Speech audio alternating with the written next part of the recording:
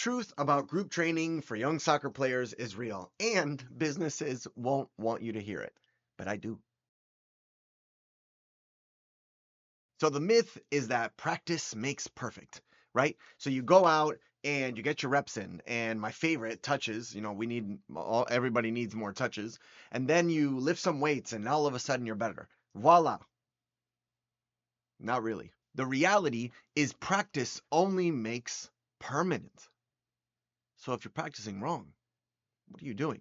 The issue with generic group training is that it's 25 kids, zero correction, and you aren't getting better. You're cementing bad habits, and those bad habits are actually keeping you from improving. So the reason that you go is just thrown out the window. Might as well just rub your shoes on the cement and let them wear down that way.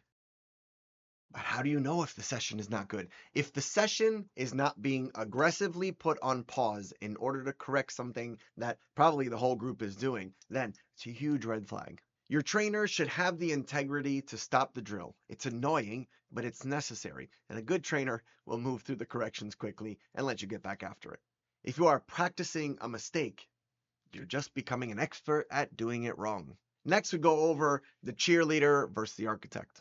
The coach is a DJ, a cheerleader. Their goal is good vibes and high heart rates. The reality is that real development requires critical feedback. Your knee is collapsing in. Your lazy touches are getting in the way of your progress. Really just surgical, direct truth. You see, I believe that the best trainers and coaches are architects, masters in their craft, not just motivators. You need the grit to hear what you are doing wrong, fix it, and then go again. Finally, look at masters that see individual, invisible mechanics. By the way, sweating is easy.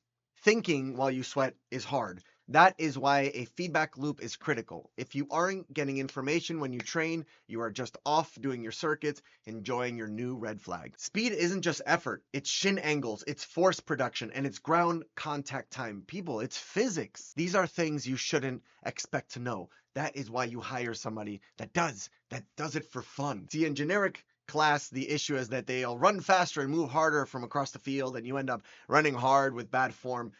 People, if you already knew how to run faster, why would you be training that way anyway? You already know how to run faster. You don't need it. You're done. Check mark. Bye. Find a trainer that has not hundreds, but thousands of hours of training that see the invisible details. You can't fix a 5-degree shin angle if you aren't watching it closely. Generic training looks at the clock. 30 seconds are left. Let's go to our check mark. Mentorship looks at the biomechanics and will throw away an entire session just to deliver the results based on who is in front of them. If there's a need, they correct it. They're urgent about it. And if your workout is a list of check marks without learning, might want to save your time and your money. Not everybody that owns a box with some turf in it is qualified as an expert, and not everyone with cones that can make you go back and forth, or God forbid, an agility ladder, is going to be able to help you get the results. You need an architect, you need a surgeon that can slowly get you to where you want to go, because big surprise here, that architect is going to need to change some things, and you're going to need a plan to do it. Listen, I wish you all the best. Lord knows you watch out for those red flags, and I will see you maybe on the pitch. I love you all, but some of you extra love. See ya.